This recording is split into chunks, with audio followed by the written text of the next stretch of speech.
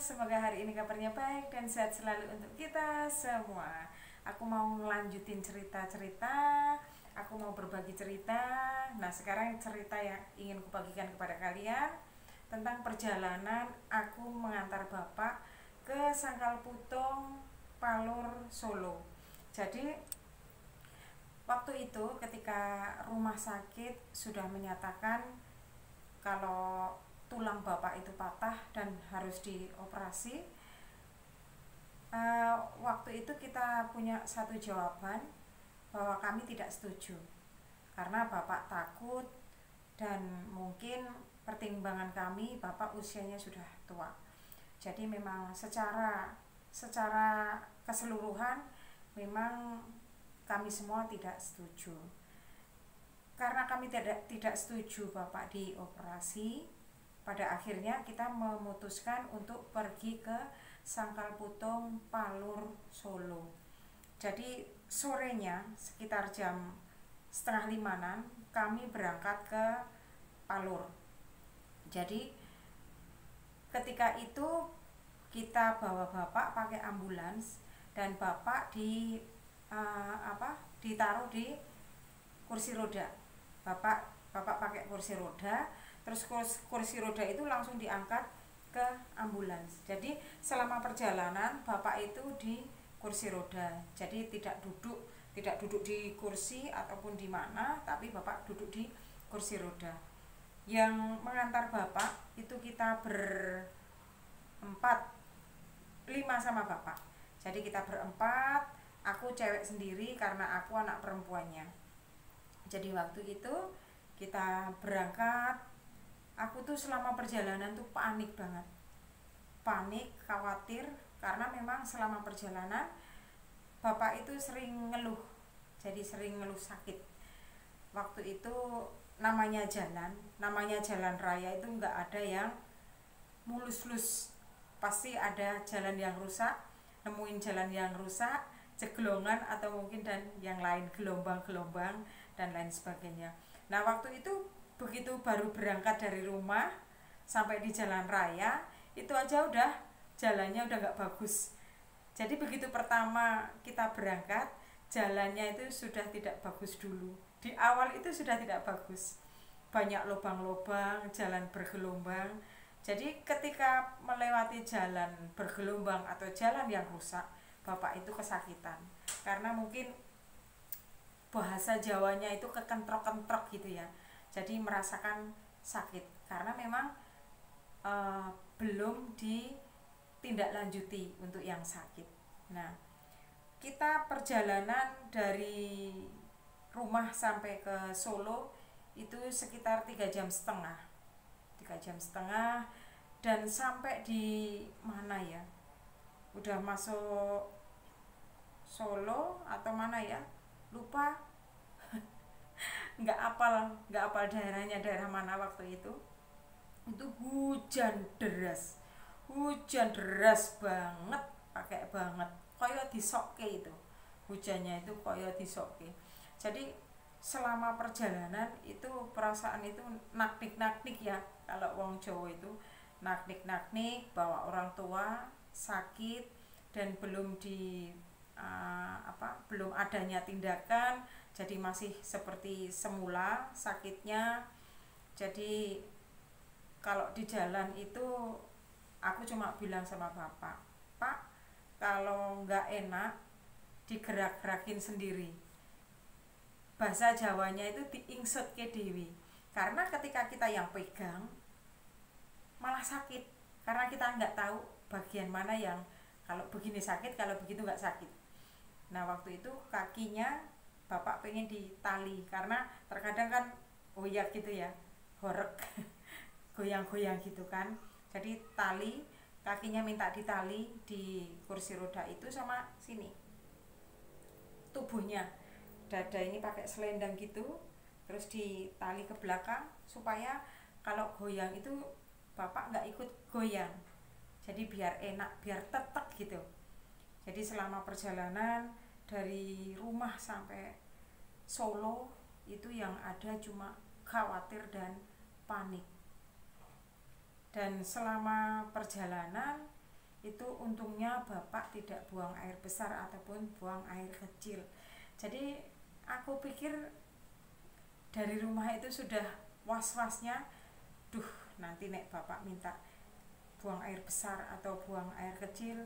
Kalau buang air kecil mungkin agak mudah ya, karena kalau duduk itu maaf, kalau laki-laki itu bisa pakai alat apa aja, bisa untuk buang air kecil lebih mudah daripada kalau perempuan. Takutnya lagi kalau nanti buang air besar bagaimana, karena kan posisi duduk ya, duduk itu kalau buang air besar kan susah juga. Jadi sempat ada perasaan khawatir, naknik pokoknya segala macam rasa lah ya, kasihan, naknik takut terjadi apa-apa di jalan. Tapi dalam hati juga berdoa terus supaya selamat sampai tujuan dan nanti selamat pulang kembali ke rumah gitu. Jadi sesampainya di sana, sesampainya di Solo di tempat tujuan, ternyata kakakku, jadi yang nyopir itu kakakku nomor 3. Sebenarnya kakakku itu bilangnya sudah hafal tempatnya, cuman karena malam, kita sampai di sana jam setengah 8 atau jam 8 ya sekitar kurang lebih itulah, jalan gangnya masuk itu lupa. Jadi kita sempat bolak-balik salah jalan di sana. Jadi ya mau bagaimana lagi, karena yang tahu cuman kakakku yang nomor 3. Dulu aku tuh sempat, dulu banget, sudah jauh dulu banget, sepertinya dulu pernah diajak ke situ, tapi karena namanya orang cuma diajak, nggak tahu jalan, dan memang aku juga nggak hafal daerah situ, ya sama aja bohong. kalau mungkin tahu, masih ingat, nah itu bisa membantu, tapi ternyata enggak, cuman ingat aja pas waktu itu pernah diajak ke Solo. Nah setelah salah jalan dan bolak-balik, akhirnya ketemu juga di tempat tujuan. Di sana bapak diturunin itu dari ambulans, karena bapak duduk di kursi roda, otomatis kursi rodanya yang diturunin, jadi lebih gampang. Ketika mau pindah di tempat tidur, nah itu bapak kesakitan, karena memang dari posisi duduk, gimana sih kalau kaki ditekuk gitu, posisi duduk terus harus di tempat tidur diselonjorin, dan itu karena sakit, rasanya pasti sakitnya luar biasa. Jadi bapak itu kesakitan, aduh. Dan setiap kali tadi seperti aku bilang, pas jalan rusak atau ceglongan itu pasti ketika gitu, aduh. Kesakitan yang luar biasa. Jadi ketika kaki bapak itu dilurusin di tempat tidur, itu juga cuma aduh. Sampai mau bagaimana lagi, karena memang harus dipindah ke tempat tidur dan harus diobatin juga di tempat tidur itu. Kita nunggu yang mau ngobatin beberapa saat. Nah ketika pas lagi nunggu, itu ada abang-abang penjual bakso di depan rumah itu. Jadi di rumah itu, karena Solo itu kan terkenal dengan pengobatan di sangkal putung, jadi memang banyak di situ tuh, banyak banget yang membuka praktek sangkal putung. Jadi kalau yang tujuan kami itu memang ini rumah, terus di depannya itu ada warung jajan, warung kopi lah, minuman dan segala macam, Indomie, gorengan dan segala macam. Nah di situ juga pas waktu itu ada penjual bakso, abang-abang penjual bakso, bapak-bapak penjual bakso. Karena masih hujan gerimis, nggak terlalu deras sih.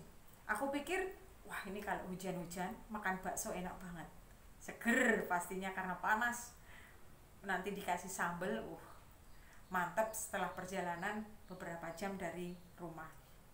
Nah waktu itu eh, aku akhirnya pesen bakso.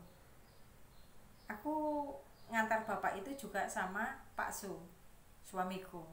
Jadi aku sama suamiku sama suami kakakku yang perempuan sama kakakku yang nomor 3. Nah, yang beli bakso itu aku, suamiku, sama suami kakakku yang perempuan yang bertiga.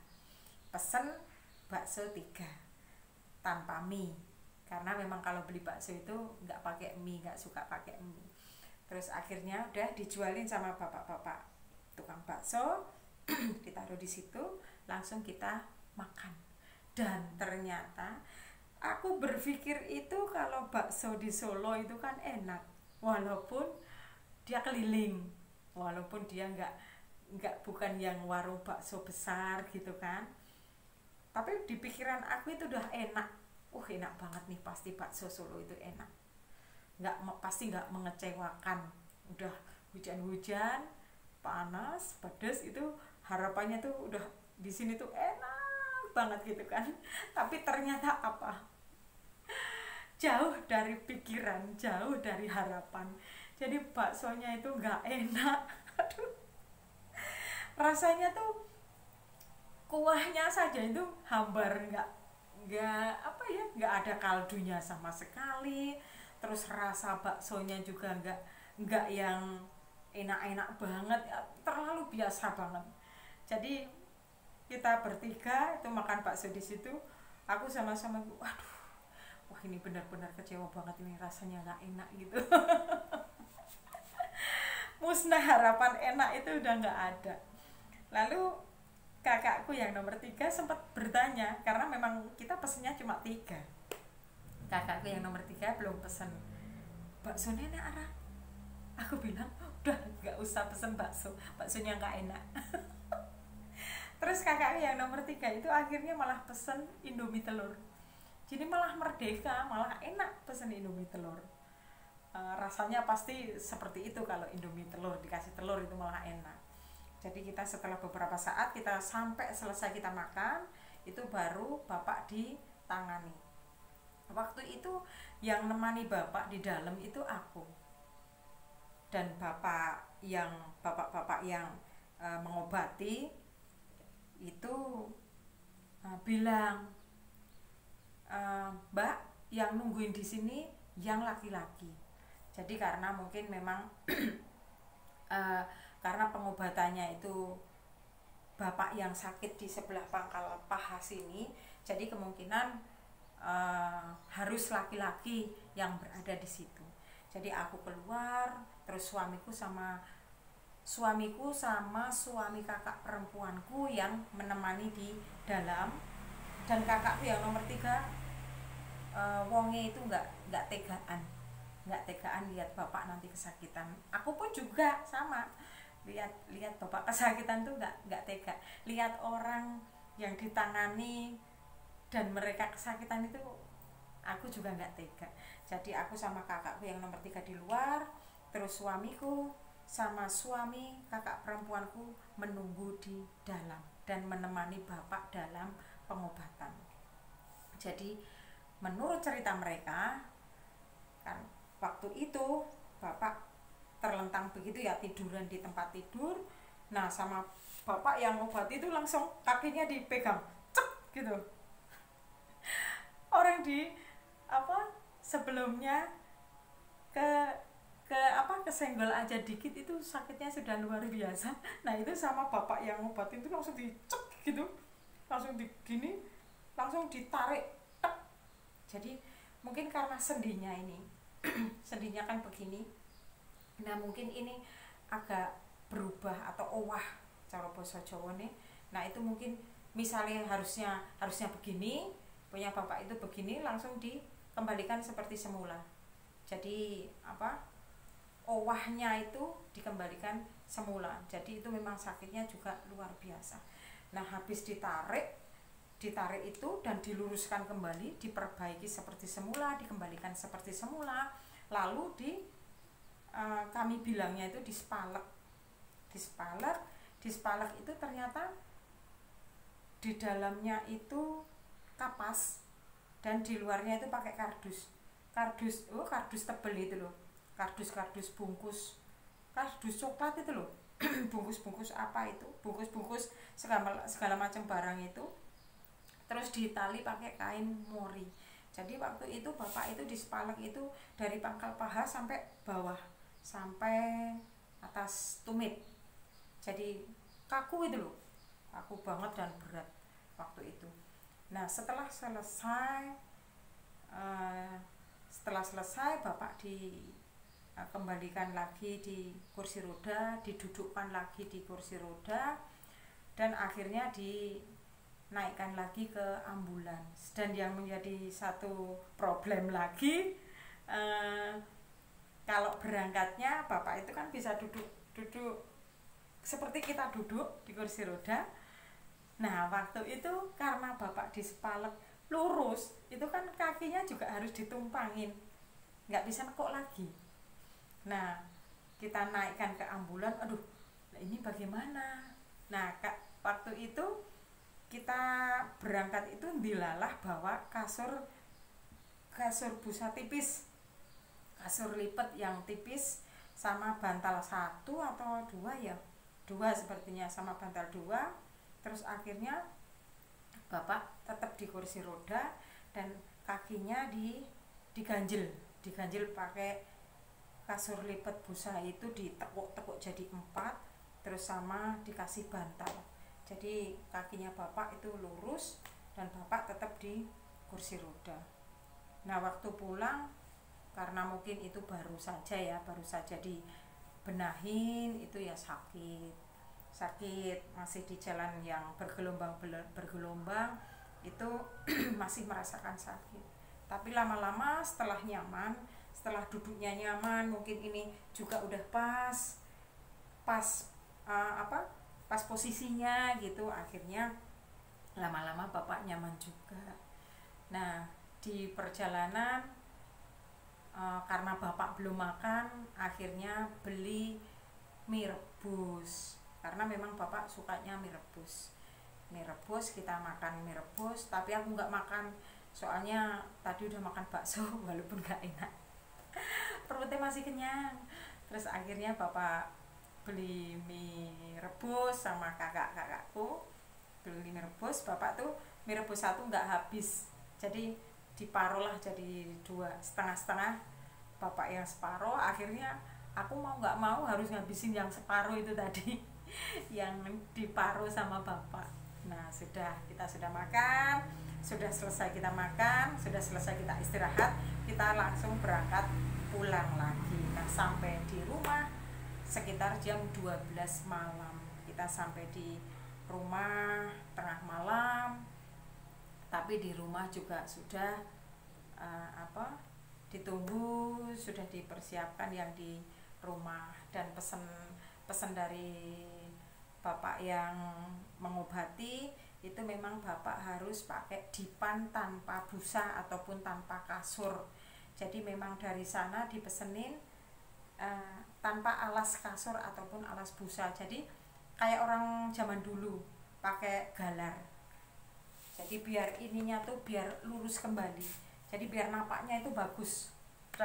Kalau misalnya pakai kasur atau busa kan kadang jeglong-jeglong gitu loh. Karena empuk itu kan suka malah jeglong-jeglong, malah kangelan.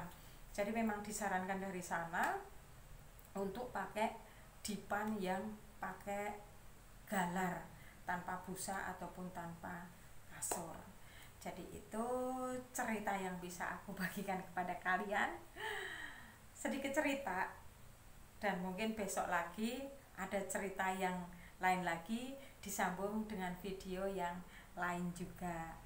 Terima kasih sudah menonton videoku, semoga ini bermanfaat, dan tunggu videoku selanjutnya di cerita yang lain juga. Terima kasih.